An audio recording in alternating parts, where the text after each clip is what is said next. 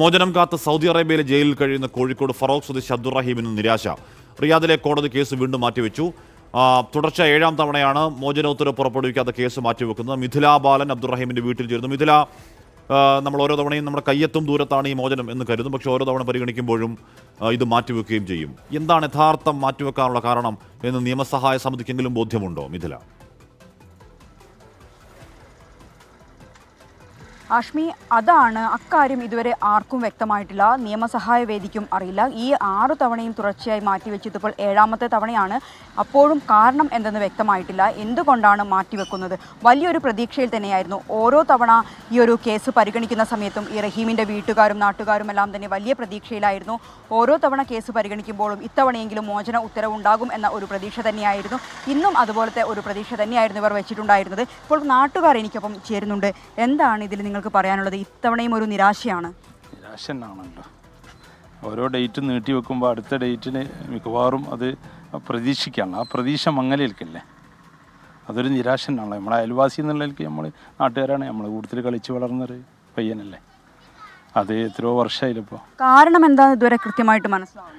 അത് മാത്രമാണ് മനസ്സിലാവാത്തത്. ഇപ്പം വരും ഇപ്പം വരും എന്ന് പറഞ്ഞ് മാത്രം നിൽക്കല്ലാണ്ട് ഉമ്മൻ്റെ വിഷമങ്ങളും ഞങ്ങളെ നാട്ടുകാരുടെ വിഷമങ്ങളും അടുത്തുള്ള അയൽവാസികളാണ് ഞങ്ങൾ. അയൽവാസികൾ വേഗം എത്താനുള്ള പ്രാർത്ഥനയോടുകൂടിയാണ് ഞങ്ങൾ നിൽക്കുന്നത്. കഴിയുന്നതും വേഗം വരാൻ അള്ളാഹു അനുഗ്രഹിക്കട്ടെ. അതെ ആഷ്മി, നമ്മളിപ്പോൾ ഉള്ളത് റഹീമിൻ്റെ വീടിൻ്റെ സമീപത്താണ്. വീട്ടിലോട്ട് പോയിട്ടില്ല. കാരണം ഉമ്മയും സഹോദരനൊന്നും മാധ്യമങ്ങളെ കാണാൻ പറ്റുന്ന ഒരു സാഹചര്യത്തിലല്ല. നമുക്കറിയാം അവരുടെ മാനസികാവസ്ഥ ഏത് നിലയിലായിരിക്കും ഇപ്പോൾ പോയിക്കൊണ്ടിരിക്കുന്നതെന്ന്. കഴിഞ്ഞ 18 വർഷമായി ജയിലിൽ കഴിയുന്ന മകനെ ഇപ്പോൾ കാണാൻ പറ്റും എന്ന ഒരു പ്രതീക്ഷയിൽ തന്നെയാണ് അവരുള്ളത്. ആ ഒരു പ്രതീക്ഷയിൽ തന്നെയായിരുന്നു രാവിലെ മുതൽ തന്നെ അവരുണ്ടായിരുന്നത്. അനുകൂലമായ ഒരു സമീപനം കോടതിയുടെ ഭാഗത്തും ഉണ്ടാകും എന്ന പ്രതീക്ഷയിൽ തന്നെയായിരുന്നു. പക്ഷേ അതല്ല സംഭവിച്ചത്.